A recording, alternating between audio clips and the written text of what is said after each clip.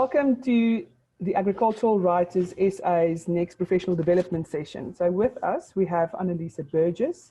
She is a renowned journalist, but she's also chiseled out a niche for herself in crisis communication. So first of all, Annaliese, thank you for your time and welcome to this. And if you don't mind, just give us a bit of background in what you've been up to the past few years and also where you come from when it comes to crisis communication.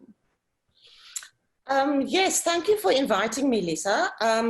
So I wasn't been a journalist all my life. I used to be the executive producer of Special Assignment at the SABC. And then about 12 years ago, when the SABC started becoming quite a sad place, I decided to leave journalism and I went into communications. I was actually headhunted to do the communications for the Home Affairs turnaround. And for the last 12 years, I've been doing corporate communications, but I've started doing crisis communications because I had more and more clients who wanted me to do that. So I've done many different crises. The people in the webinar might remember that I was the spokesperson for the Pistorius family during the Pistorius trial, but that was one of the most kind of high profile ones I've done, because most crisis communications is done in the background, and good crisis communications, you have a hand that is not seen. And obviously for most of my clients, I would never be able to say who they were, because that's the point of helping in a crisis, is to steer the ship through calmer waters and then for the crisis to go away. Perfectly said, because in agriculture, we often have, little things that jump out and crises that it just appears from almost nowhere, where it just gives a bad rep to agriculture, to farmers in general, and eventually it sort of just all muddles into this whole political hoo-ha where that wasn't even the point. And I think that the experience of people who are actually in front of cameras or who give the official feedback from other organizations or even individuals, I don't think they always have that training. I don't want to say not the insight, but in the moment, they don't have the training to know how to respond, or sometimes more importantly, how not to respond. So this is going to be amazing to unpack. We're going to go to your presentation very soon. There will be some slides that we will show to the people, but let's have a chat and let's go through that. In agriculture and the field that your members work in, and in any field really, the crisis comes when you least expect it, and often you aren't prepared. And my first advice always to clients is to say, stop panicking, okay? Because what happens in a crisis is the client can't see the wood for the trees because they're emotionally involved. They usually feel wrongly accused. They don't know what to do. It's a very strange environment, and people are scared of the media. And of course, now we also have social media. So people are, with right, scared of how to navigate those waters. And one of the things I always say is, if you in any way can get a professional to help you, even just in the beginning phases, if you can afford it, and if you can find the right person who understands your field and you, it is really a good investment, because you come in, you are not emotional, you can see the wood for the trees, you aren't scared of the media,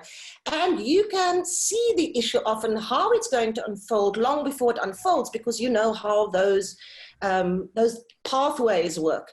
So that's always my first advice, is don't panic.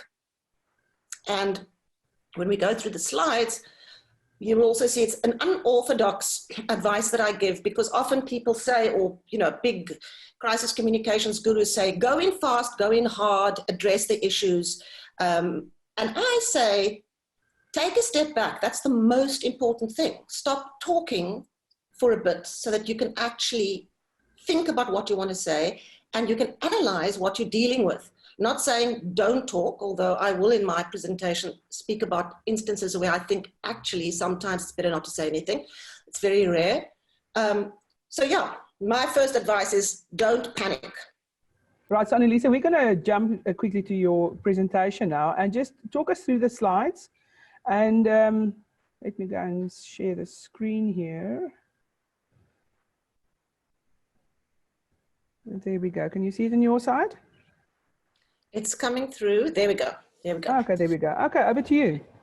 Right. So I've used the image of the head of ESCOM on my title slide because I think he's a good person for one to think about when you talk about someone who is the voice and the face in a crisis. He is a very good example of how one deals with the media in a crisis situation. He's a good communicator. He talks straight. He doesn't deflect. He has gravitas, and he owns the problem. And that's often something that one struggles to do in a crisis, to say, we do have a problem, but we also have a solution. And then a very important thing, Andre de Ruyter appointed a very respected spokesperson who is respected in the media. It was a completely counterintuitive appointment. It was actually the journalist who had been hitting ESCOM for an incredibly long time, and he brought him into the fold, and he's now the spokesperson. And that was a genius move because it immediately brought down the temperature, and it gave journalists especially the belief that this person was going to speak straight to them. Okay, so that was just a little aside. Can we go to the next slide on the first page? Yes, there we go. Okay, so the first question is, what is the best approach to take when a crisis hits you? And as I said before, a crisis usually hits you when you least expect it. So my advice is always stop talking, not forever, but for a while. Take the time to come to grips with what you're dealing with. And part of coming to grips with what you're dealing with is trying to understand where the crisis is coming from, who the players in that crisis are, and you need to understand what you need to say, what you want to say, and most importantly, what you want to stay clear of. Then you have to have a plan. So you can't just be haphazard. You need a plan. You've got to say, these are the scenarios that might play out, and this is where a professional helps, and have that plan in place so that you know what to do when those different scenarios, different kind of pear-shaped scenarios start happening. And then the very, very important advice is that you have one channel of communication. You have one person that speaks. You speak through one channel. You don't have all kinds of different people making comments, because that's the only way that you can control the message. And then I always also advise to say, let us prepare for the worst. We probably aren't going to get there, but prepare for the worst case scenario.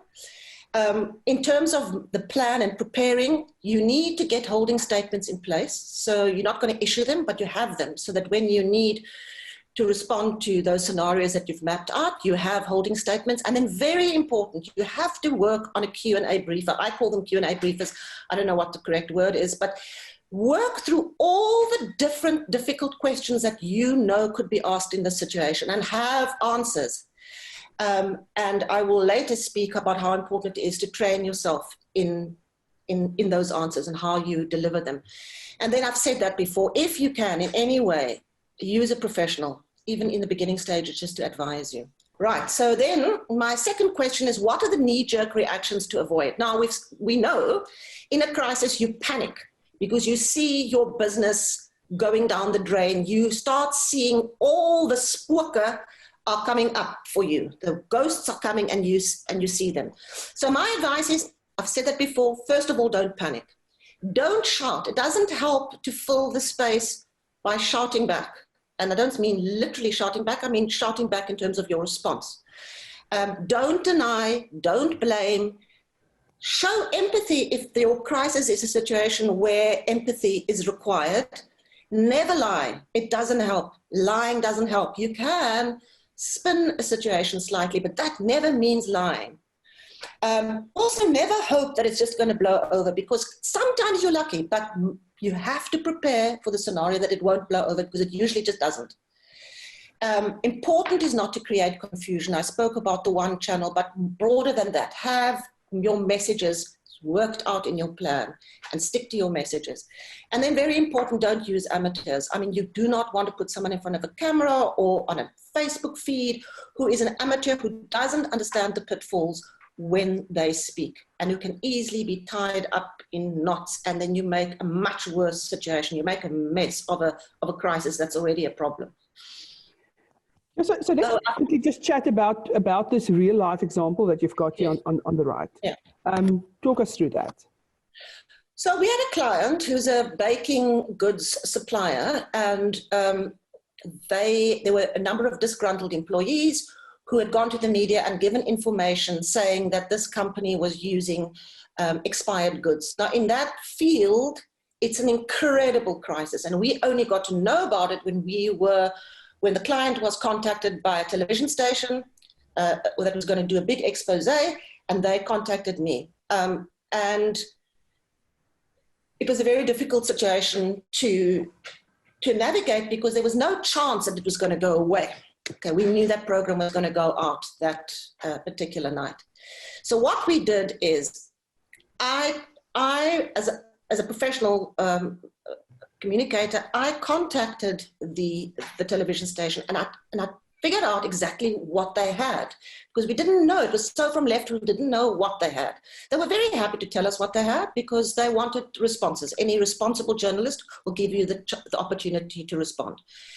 We then worked through all of the different scenarios, and what the most important thing that we did is we agreed that we were not going to put out a statement. We actually agreed to go on camera, but we spent that entire weekend training 2 people in media responses. And on that particular day, they were then interviewed, and it went incredibly well because they were prepared, they were calm, they addressed the issues, there was no lying, and anyone who saw that program realized, okay, this is not the scandal that it's purported to be, because these people aren't being defensive. So I was very proud of that particular case, because we handled it in a very responsible, quite a tricky way, but it worked out well in the end. I just quickly want to go back to slide 1, where there's also this real life example of, a company accused of unfair labor practices in the media, workers striking, and that's the first thing you see. So, where you say they give yourself time to come to grips with what you're dealing with, is also to see just how it plays out in media, mainstream media, but also in social media. I think that's very important to sort of just gauge, what the heck is happening. Exactly. And why is it happening? Sometimes there are other powers at play, and I think that will also dictate to your response. So maybe when we've had a number of examples like this in agriculture. Most recently, there's an example outside Brits. And, but still, you need to know what you are going to do in this crisis. Yes, and also, and I will speak about it on another slide, you also have to, you're in a crisis, a reputation crisis, not always just a media crisis, okay? So you need to also, when you take that step back, you need to understand, here's the media challenge, but on the other hand, you probably have a stakeholder challenge too, and that can't be negotiated through the media. So there need to be 2 channels on which you deal with this crisis. If you've got a dispute, you need to probably have a professional dealing with that on a parallel basis. And of course, in South Africa, many crises, probably often in the agricultural scene, you also have a political element. So there is another stakeholder channel that you need to, and I hate that word, but I don't know what other word to use. But you need to be able to, it's a tapestry, you need to be able to stand back and pull all the threads and understand what those threads are before you can actually make a plan. Yeah, absolutely. Okay, so, sorry, just jumping to your slide number 3. Question there is, does one put out a statement immediately or wait? Now, this is where my response is probably also unorthodox. Most people will say immediately, go in fast, go in hard, and put out a statement. But my point remains, take the time to understand what you're dealing with before you put out a statement. And here's that point that I actually preempted, where I said, understand who you need to speak to. Is it the media or stakeholders or both? Because they're different strokes for different folks. You're not going to be able to address your labor union issue through a media statement necessarily. It might help to calm the waters, but you need to understand those threads that I spoke to. And then sometimes people say, put out a media statement to all media on all channels. And you also need to think about that, because it's often not the right response. And maybe to speak here about my real life example again, maybe this is not the right real life example to to illustrate that element. Maybe to use another example, we had a case where a client had won a tender and the competitor put out leaked stuff to the media about that it had been fraudulent and corrupt. And the client was devastated because they knew it wasn't true and they were terrified of losing the tender.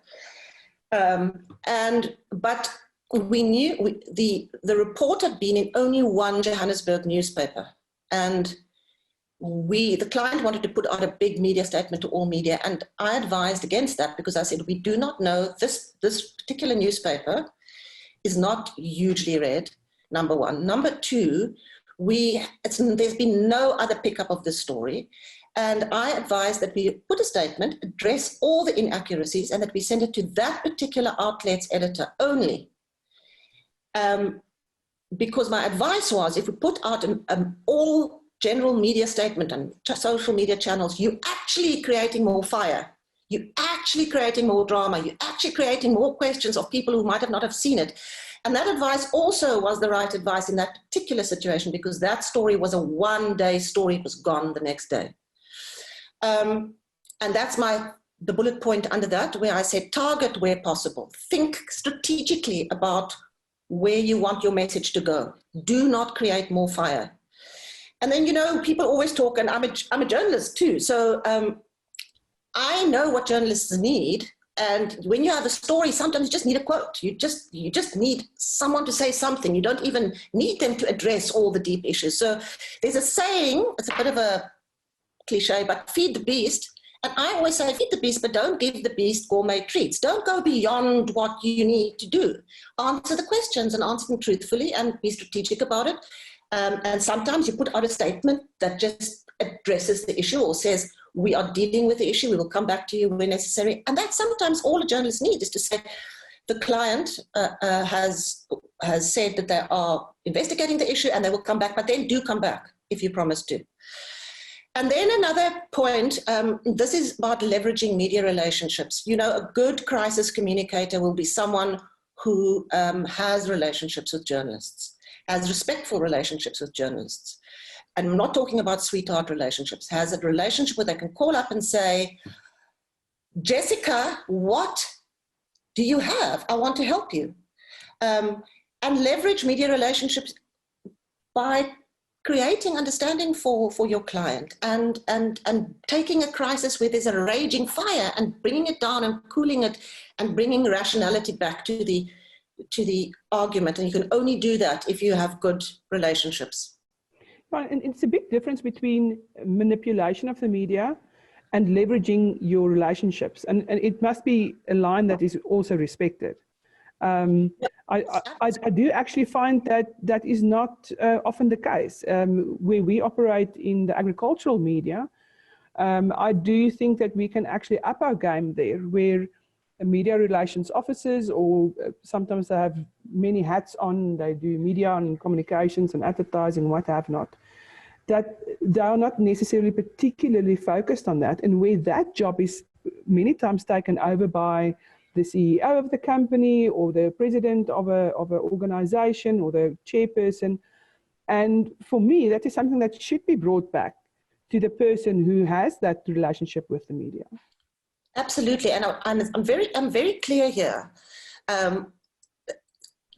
As a crisis communicator and as a communicator, I had very clear lines. I would never try to manipulate a journalist. It was just, I think there are people who bully and manipulate, and the journalist's role is to stand very strong against that.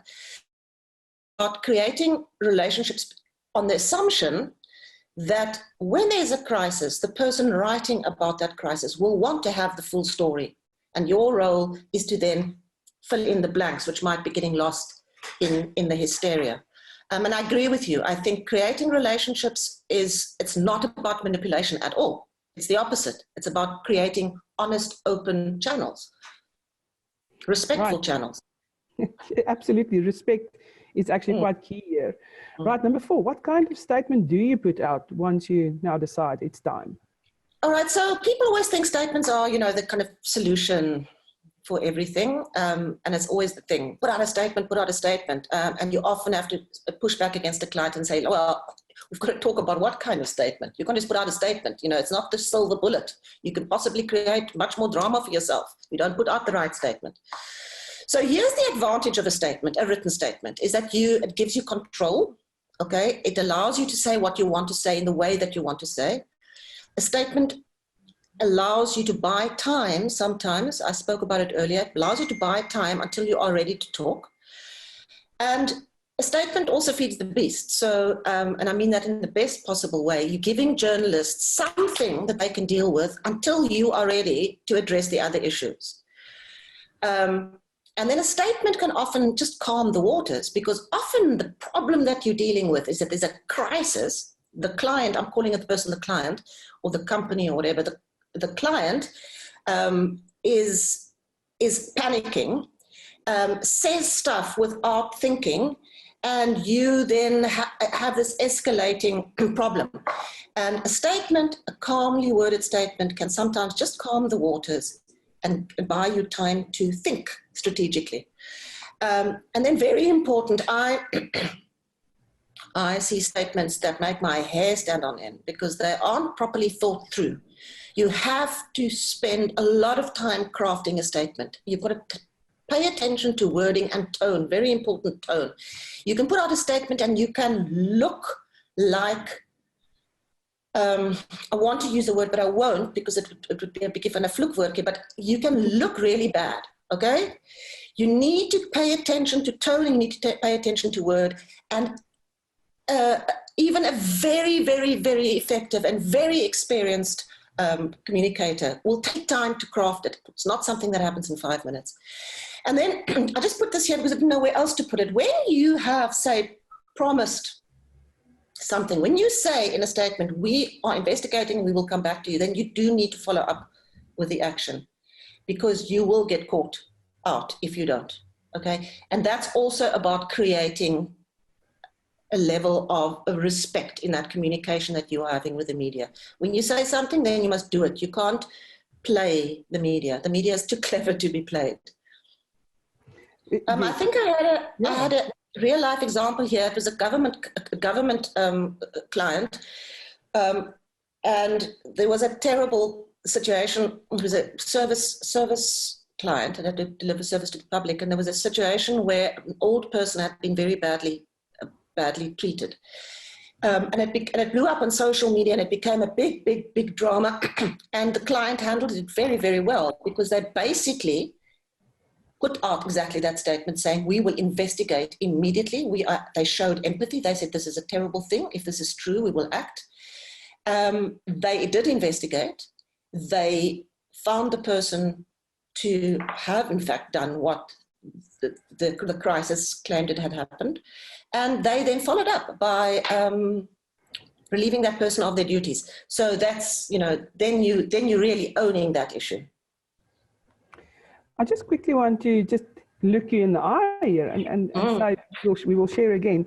I think what is the message here, and this is both for our members who are communicators and members who are journalists, is to really keep those relationships open with each other so that there is a basis of trust.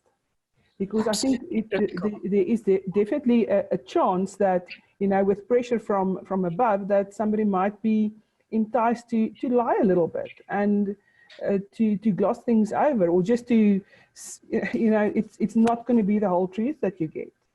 Well, it's almost never the whole truth, but that you're not going to trust that message the next time. And for me, what you've talked about here is, there are so many lessons, and this ranges from a privately owned company or a farmer with maybe a big enterprise that might be a target. If it's not necessarily even a target, something happens and you need to communicate about the crisis. Organizations in agriculture, it's often under the microscope, because we do have politics, we do have emotion, and we do have real life situations where people need to listen to what the complaints are or the accusations are, and they need to act to correct it. And I just feel that what we're talking about here now is super important for going forward. The fact that we are talking about it means really that we don't pay enough attention to it. And it cannot always be death by statement where you get Exactly. 3 5. I mean, that is just crazy. And I understand, I mean, if you flood the market with only your voice, there's a big chance that you will be the one being quoted. But it just sort of irritates you. And it irritates and it irritates journalists. I mean, you know, I'm on the other side too. And I have to admit that I'm flooded every day with like inane statements from PR companies. And I block those people. I hate to admit it, but I do. I don't know who they are. They're badly written, pointless. So it's all about relationships here. It's about and it's the client too. I'm talking about the client because I'm speaking as a crisis communicator, but the client needs to build relationships too. And it's exactly what you said. Sometimes you just have to own the problem and address it and fix it. And that's maybe sometimes the best way instead of trying to spin yourself out of the situation. I always tell clients, you can't spin yourself out of any situation. Spin is a stupid word. It doesn't really work in the real world. Rather, put your energy into creating relationships. Absolutely. Totally agree. Okay, let me share the screen again. There we go. Okay, so it's number 5. No, that's Is it ever a good idea to remain quiet and hope that it blows over? Well, I suppose it's a yes or no here.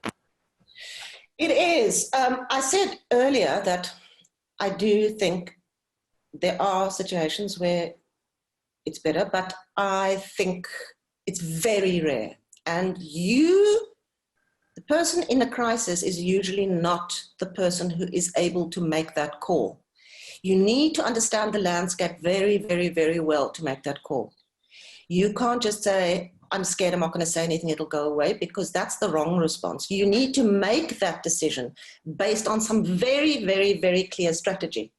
And I used my example earlier. Here, I've got it on the side, the client and the competitor and the single newspaper, and we could make that call then. But it's rare that it goes the way it usually doesn't. And rather work from the assumption that it won't, because that's realistic. So keeping quiet is a tactic. It's not a solution. It's a tactic, and it's usually a short-term tactic, just to basically, once again, maybe to buy yourself time to craft a proper response. And then even when you do decide, okay, I'm not going to put out a statement, or I'm not going to take media inquiries or whatever, if you make that decision, let's call it the keep quiet decision, that doesn't mean that you mustn't be working very hard in the background, working on your preparation, your holding statements, your briefers, your Q&As, because you need to prepare for every scenario. You might get into a situation where there's no longer an option of bly stil nie. Okay, you know, in Afrikaans there's the thing about stil bly is ook 'n antwoord, I think. And there's a little bit of grain of truth in that, but in a crisis, that's usually not the right response. So even if you think stil bly is ook 'n antwoord, prepare in the background, because you need to put all those building blocks in place. And then the last thing, and then I speak there about the targeted response, I hope that's correctly spelled, about not doing that, as you called it, death by statement, being target the journalist who might need information, or target the publication. Don't do that death by statement, and especially not death by stupid, badly written, unstrategic statement. And then my last point, because I think it's the very most important one of everything I've said, is one channel of communication, because the only way to control a message, to control the pace, to control the ferocity of the onslaught, because you often feel as if it's really an onslaught, is to have one person, and choose that person carefully. That person needs to be an Andre de Ruyter. Yeah. And that's my flight. My story is out for now. For now. So if somebody wants to contact you, I mean, this is the absolutely valuable stuff you shared here with us. Thank you so much for your time. But there might be some organizations or individuals or even some of our members who would like to hook up with you.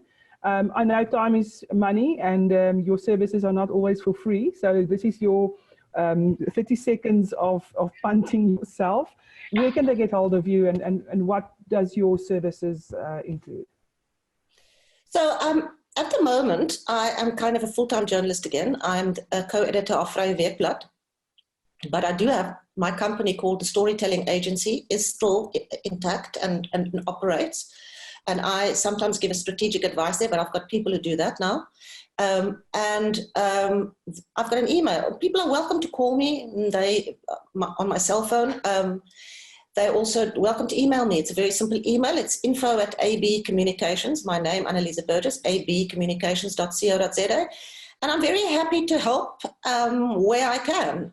But I'm not your typical crisis communicator, because I'm also a journalist, and I take that role very seriously. Awesome. Annaliese, thank you once again. Stay well and keep up the good work. Thank you for the opportunity.